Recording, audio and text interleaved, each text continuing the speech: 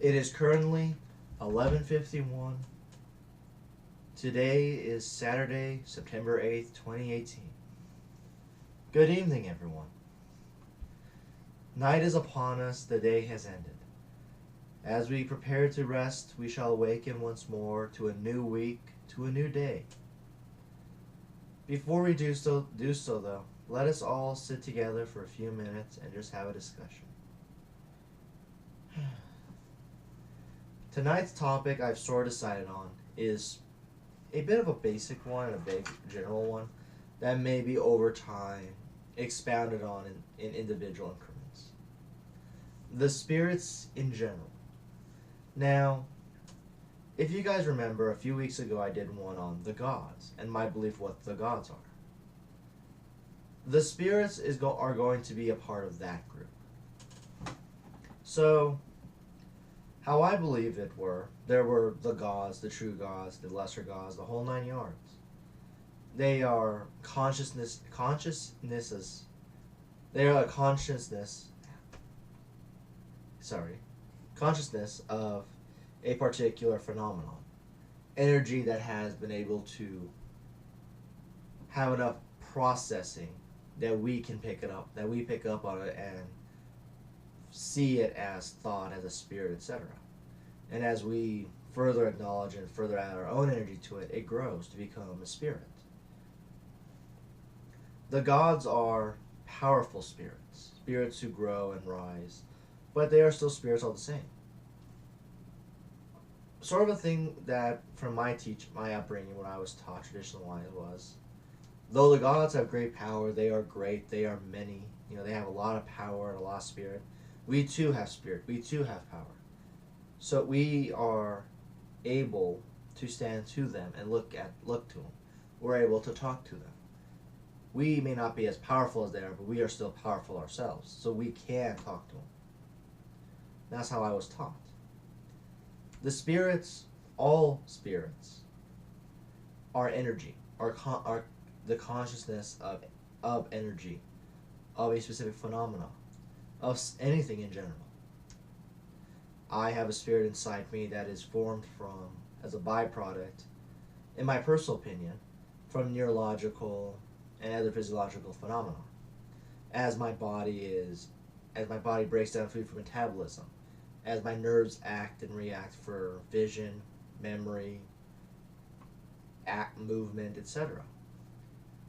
As my heart works, every part of my body as it works produces a little bit of excess energy.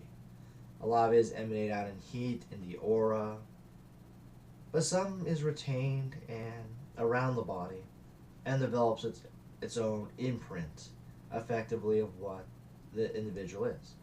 That is the soul and the spirit.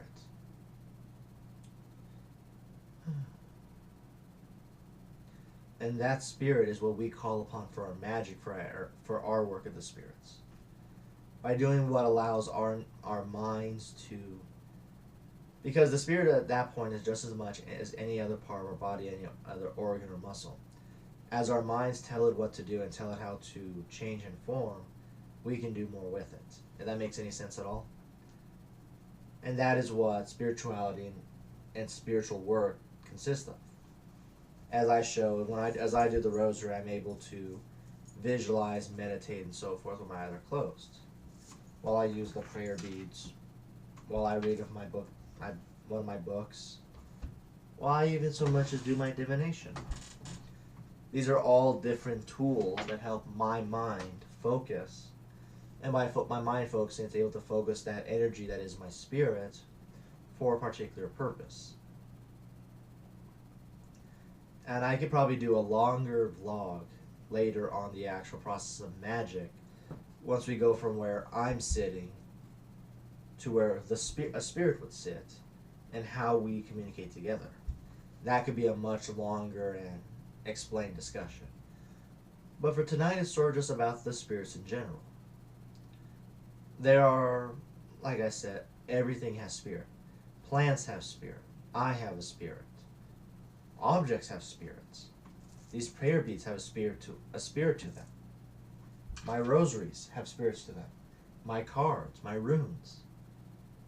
It may be a small, infinitesimally small increment, but as you use it, you imbue some of your spirit with it, and it takes that spirit you imbued and grows its own from it, a seed almost. We plant the seed that grows with others' energy. As the consciousness is of the planets, the heavenly bodies, the constellations, if you want to believe that, the planets, the world itself, as that energy imbues on it further, it causes it to change and grow. Over time, that spirit becomes enough aware of itself. And that's a word I'll be referring to a lot when I have these discussions. Well, as it becomes aware, it is able to grow itself and align itself a different way. For myself, my spirit is aware and aligns itself towards being trying to have a joyful or a particular point of life, trying to have joy, to find serenity and calmness. For others, it is a joy of fear, or not joy, but it's a spirit of fear. For some, a spirit of anger. It is the truest way in which our magic manifests, our spirit manifests, as a reflection of our true nature and our true way of reacting to the world around us. And it is the way that we do that that then changes how the objects around us change. I know for a fact we have some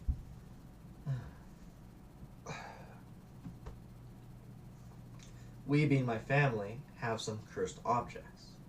We have some stuff that nothing but a truly evil spirit, effectively, of the person who inadvertently made this thing as dangerous as it was, and we had to seal and bury it away.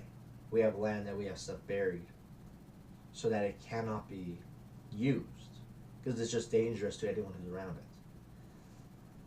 I know people who try their hardest to cultivate spirits of pure malice and suffering to put upon others. The spirit, you can grow a spirit into anything, you can form it. That is part of the work we do with spiritual work, as shamans, as any kind of magical practitioner. How many have heard the term of a talisman or a charm? Both of those are taking an object, imbuing that seed of spirit, and then growing, cultivating it, and allowing it to bloom on that object so that it can best resonate with you or resonate towards a purpose. But eventually there'll become a time when a spirit is aware enough of itself that it is able to act independently of a physical vessel, or is able to exist when the physical vessel is removed. Say, for example, my book of prayers, my book of spells. Really, it's a lot of things.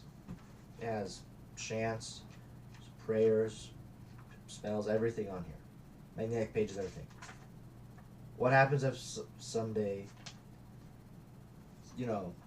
I use it all the time? My energy is imbued on it. I have used my magic to bind it to myself as my book. What happens if down the road I give it to a child of mine? My child, my apprentice, whatever. They take it. They give it to theirs.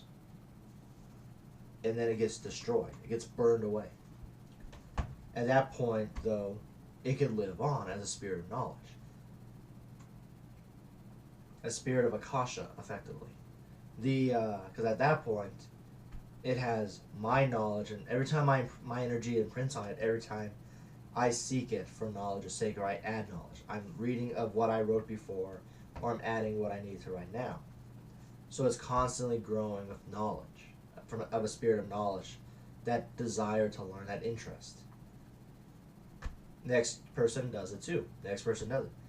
Eventually, the spirit that has been cultivated over years in this book grows powerful enough that when the book is gone, the spirit remains, effectively blossoming fully to be able to exist on its own.